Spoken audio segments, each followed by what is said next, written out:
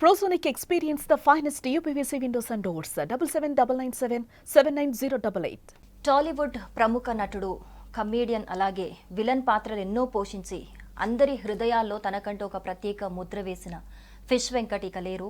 ఆయన నిన్న రాత్రి తుది శ్వాస విడిచారు. ఆయన కొన్నాళ్లుగా కిడ్నీ సంబంధిత సమస్యలతో బాధపడుతున్నారు. సో ఈ నేపథ్యంలో ఆయన డయాలసిస్ చేయించుకుంటున్నారు. ఆయనకి కిడ్నీకి సంబంధించిన సర్జరీ చేయాలని చెప్పేసి ఆయన కుటుంబ సభ్యులు కూడా సర్జరీ కోసం సహాయం కూడా కోరారు. దానికి సంబంధించి టాలీవుడ్ నుంచి కొంతమంది ప్రముఖులు కూడా సహాయం చేయడం జరిగింది. కానీ ఒక్కసారిగా నిన్న ఆయన ఆరోగ్యం ఒక్కసారిగా విషమించడంతో ఆయన నిన్న రాత్రి ఆసుపత్రిలోని తుది శ్వాస విడిచారు. ఇప్పుడు ఆయన పార్థివ దేహాన్ని సికింద్రాబాద్లోని ఆయన ఇంటికి తరలించారు.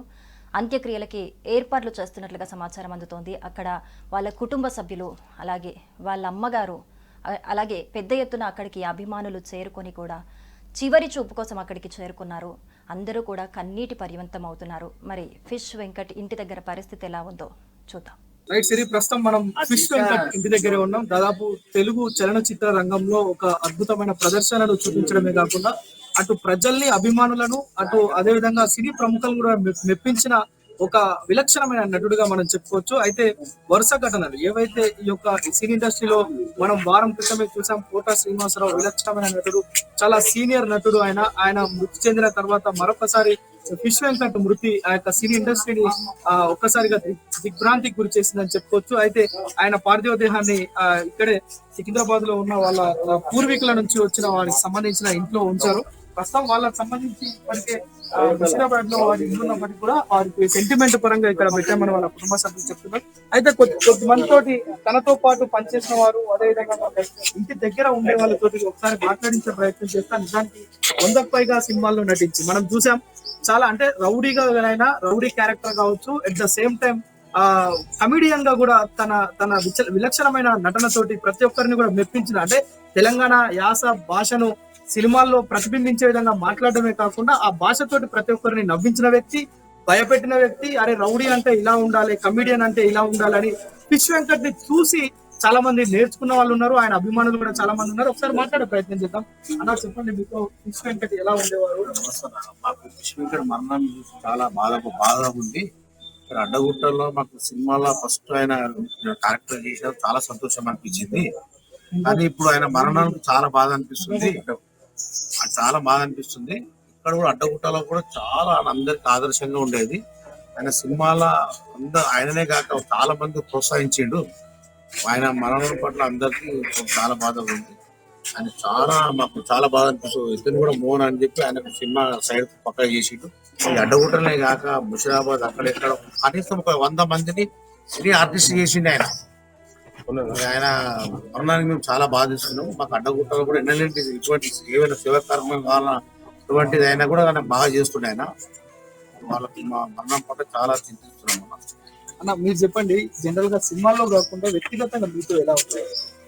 ఫిష్ వెంకట్ అంటే బర్త్ నుంచి ఇక్కడే పుట్టి పెరిగిండు. వాళ్ళు ముగ్గురు అందరం. వాళ్ళ ఫాదర్ కూడా బేసిక్ గా కష్టపడి పైకి వచ్చిండు. వాళ్ళది చేపల బిజినెస్ ఉంది ఫస్ట్ నుంచి.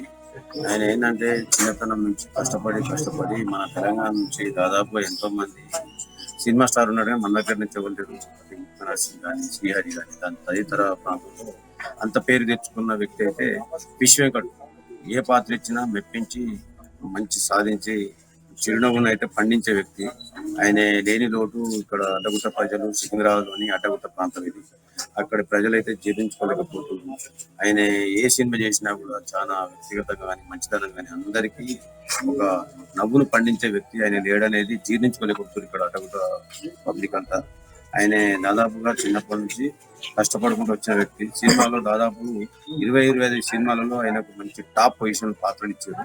100కు పైన సినిమాలు చేసిన ఆయన ఇక్కడ పుట్టి పెరిగినందుకు ఆనందం, గర్వంగా ఉన్నది. మన తెలంగాణ నుంచి అయితే అందరూ సంతోషపడవలసిన విషయం. ఎందుకంటే ఆయన లేని పాత్ర ఇది బాధపడవలసిన అవసరం ఉంది. ఎంతైనా కూడా మాకు ఇప్పుడు కాదు, ఆయన 35-40 సంవత్సరాల నుంచి సినీ ఫీల్డ్ పోయినప్పుడు అంతమంది నుంచి పరిచయం, మాకు దగ్గర సన్నిహితుడు. మేము కరీంనగర్ నుంచి వచ్చి హైదరాబాద్ వచ్చినప్పుడు అతను ఫస్ట్ చిన్న పాత్ర నుంచి పోయిండు. ఫస్ట్ ఆది సినిమా అంటే ఒక మంచి ఈ సినిమా హైలైట్ అయింది ఆయనకు. తొడగొట్టు చిన్న అనే డైలాగ్ ఇప్పటి వరకు కూడా పబ్లిక్ లో ఇప్పుడు ఎక్కడ తెలంగాణ, ఆంధ్రప్రదేశ్ లో కూడా చాలా సక్సెస్ఫుల్ డైలాగ్. అదే రోజు ఒక పాట మీద జూనియర్ ఎన్టీఆర్ చిన్న దెబ్బ తాకితే కూడా ఇతను కూడా దెబ్బ తాకింది ఆ షూటింగ్ లో. జూనియర్ ఎన్టీఆర్ ఇంటికి వచ్చి వదిలేసిపోయిండు, అంత పెద్ద స్టార్ ఉండి కూడా. అలాంటిది బాలకృష్ణ సినిమాలో కానీ, చిరంజీవి సినిమాలో కానీ, చాలా సినిమాలో పెద్ద పెద్ద హీరోలతో నటించాడు. ఆయన లెవెన్ రోడ్ అయితే ఎప్పుడు పూరించలేడు. తెలంగాణ, ఆంధ్రప్రదేశ్ మొత్తంలో అంత మంచి హాస్య నటులు మనకు కోల్పోయాడు. మొన్ననే కోట శ్రీనివాసరావు, దాని తర్వాత ఇతను మంచి హాస్య నటులు పోవడం వల్ల చాలా సినీ ఫీల్డ్కే ఇది ఒక మచ్చలుగా మిగిలిపోయింది. చాలా అందరినీ దిగ్బందిగా ఉంచి శోక సముద్రంలో ముంచినట్టున్నది. ఆయన ఆత్మకు శాంతి కూర్చాలని అడ్డగుట్ట ప్రజల నుంచి మేము ధన్యవాదాలు తెలుపుతున్నాం. ఆయన ఆత్మకు చాలా శాంతి కూర్చాలని దేవుని భగవంతిస్తూ సెలవు తీసుకుంటాను. అలాంటి వాళ్ళు ఇంకా మంచి మనకు చూడలేరు, కానీ అలాంటి మహానుభావానికి పైన జై జై జన.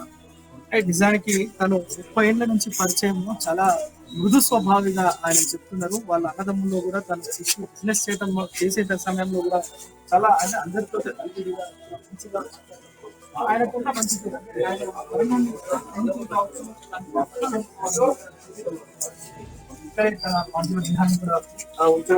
వాళ్ళ ఇల్లు పక్కనే ఉంది.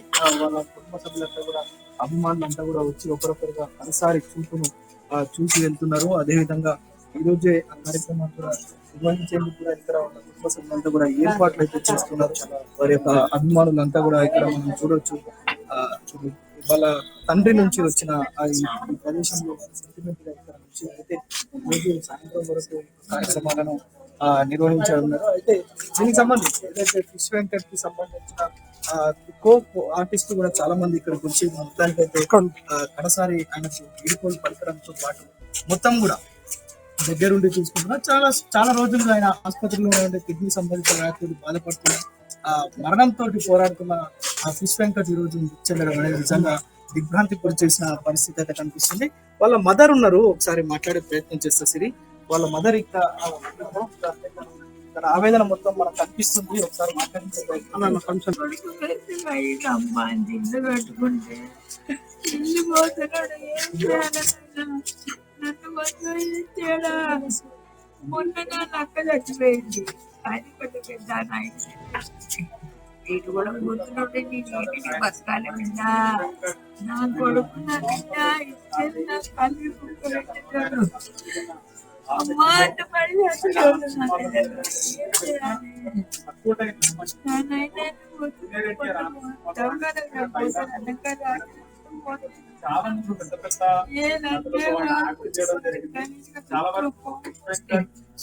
పట్టించుకోకమ్మా, చెప్పు తిని పడుకోరు, మంచిగా ఉండాలమ్మా అని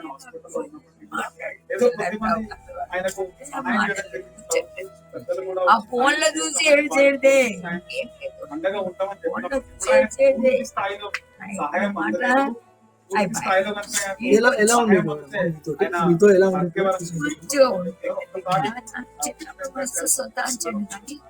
కొంచెం తెలివికి వచ్చినాక ఉంటుండే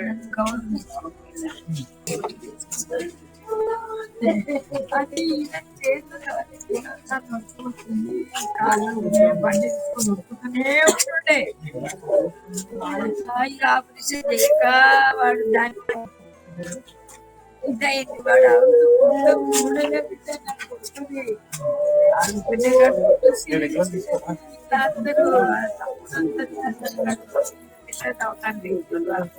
పతితమంది నిలబడకప్ప శ్రీనివాస్ యాదవ్ విద్య కూడా తనకు చూస్తాయి. ఆయన బాబాయ్ దగ్గర నుంచి డాక్టరమ్మా ఏం చేయాలి అన్న పోయి పడ్డాడంటే తను తెలియనే మాట్లాడి. తన కుటుంబ సభ్యులు కూడా అన్నింటి పర్యంతం అవుతున్న పరిస్థితి మనం చూస్తున్నాం. మొత్తం కూడా వీరంతా కూడా ఎవరైతే ఫిష్ వెంకట్ ఉన్నారో వాళ్ళ చెల్లె పెంచా, అదే విధంగా వారికి సంబంధించిన ఇల్లు కూడా కట్టిస్తామని చెప్పి మధ్యలో చనిపోవడం తోటి వారంతా కన్నీటి ఆరోగ్యం మంచి చూసుకో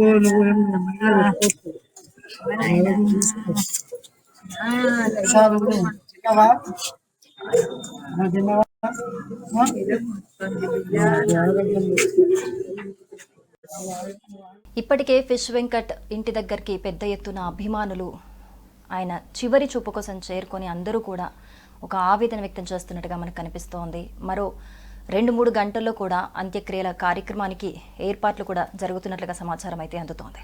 సుమన్ టీవీలో మీ పర్సనల్ అండ్ బిజినెస్ ప్రమోషన్స్ కోసం కింది నెంబర్కి కాంటాక్ట్ చేయండి.